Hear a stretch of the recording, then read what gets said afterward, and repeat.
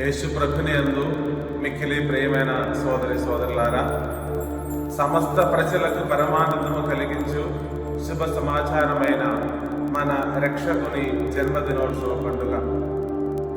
మానవుల దేవుడి మధ్య కోల్పోయిన బంధాన్ని తిరిగి పునరుద్ధరించుకోవడానికి పరలోకమును విడి భూలోకమునకు దిగి వచ్చిన పండుగ.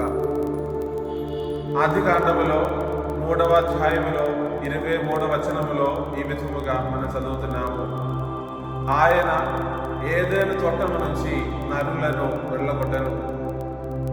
యోహాను సువార్త 3వ అధ్యాయం 16వ వచనములో మనం చూస్తున్నాము.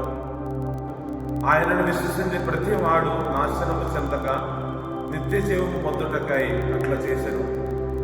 అవతారం ఈ నిత్య జీవములో పాల్గొనడానికి మనకున్నటువంటి ఒక అవకాశం.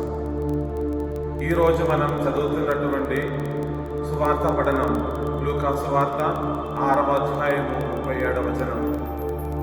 తీర్పు చేయకుడు, పరులను క్షమింపుడు. లోకమును శిక్షించడానికి కాదు, తీర్పు విధించడానికి కాదు, లోకమును రక్షించడానికి, శాంతి సమాధానములతో దీవించడానికి, ఆశీర్వదించడానికి వచ్చిన రక్షకుని పండుగ.